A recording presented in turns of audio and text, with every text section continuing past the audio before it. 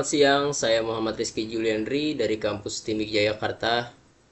Di sini saya akan mempresentasikan solusi yang memungkinkan untuk diterapkan memerangi korupsi dari mata kuliah anti interpersonal dan anti korupsi. Yang pertama, dampak korupsi. Dampak korupsi itu apa sih?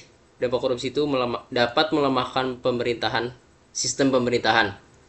Korupsi menggerogoti kepercayaan masyarakat terhadap pemerintahan, mengakibatkan lemahnya penegakan hukum dan pengambilan keputusan yang tidak adil. Yang kedua, merusak ekonomi dan kepercayaan masyarakat. Alokasi dana yang tidak tepat dapat penyalahgunaan wewenang, menghambat pertumbuhan ekonomi dan merusak kepercayaan investor. Yang ketiga, menghambat pembangunan dan pemerataan. Korupsi menyebabkan ketidakmerataan atas akses terhadap pendidikan, kesehatan, dan infrastruktur, mempersulit upaya pengentasan kemiskinan. Faktor penyebab korupsi: kurangnya integritas individu. Rendahnya nilai etika dan moral dapat mendorong individu untuk melakukan tindakan korupsi demi kepentingan pribadi. Yang kedua, melemahkan sistem hukum. Sistem hukum yang lemah, kurang tegas, dan tidak efektif dalam menjerat pelaku korupsi membuat mereka berani melakukan tindakan korupsi. Yang ketiga, kurangnya transparansi dan akuntabilitas. Keterbukaan informasi dan pertanggungjawaban yang kurang membuat peluang korupsi semakin besar karena tindakan mereka sulit dipantau dan diawasi.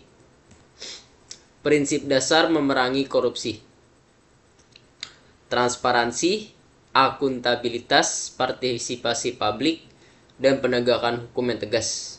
Dari yang pertama, keterbukaan informasi publik tentang pengelolaan keuangan negara dan proses pengambilan pengambilan keputusan penting untuk meminimalisir peluang korupsi. Akuntabilitas: setiap pejabat publik harus bertanggung jawab atas tindakan dan keputusan yang diambil, sehingga dapat dipertanggungjawabkan kepada masyarakat. Yang ketiga, partisipasi publik. Masyarakat memiliki peran penting dalam mengawasi dan melaporkan tindakan korupsi. Partisipasi aktif dapat meningkatkan transparansi dan akuntabilitas. Yang keempat, penegakan hukum yang tegas. Sanksi hukum yang tegas dan adil bagi pelaku korupsi dapat memberikan efek jera dan mencegah terjadinya tindakan korupsi di masa yang akan mendatang. Solusi utama untuk memerangi korupsi: yang pertama, peningkatan sistem pengawasan. Yang kedua, edukasi dan kampanye anti korupsi. Dan yang ketiga, digitalisasi atau e-government. Solusi utama untuk memerangi korupsi: reformasi hukum dan regulasi, menyederhanakan proses birokrasi dan meningkatkan efisiensi, serta memperberat sanksi untuk tindak pidana korupsi. Lalu, peningkatan kesejahteraan pegawai publik, memberikan insentif yang layak untuk mengurangi dorongan melakukan korupsi karena kebutuhan ekonomi dan meningkatkan motivasi untuk bekerja. Studi kasus negara Singapura dan solusi yang berhasil: sistem hukum yang tegas dan transparansi. Pelajaran: pentingnya integritas individu dan sistem hukum yang kuat.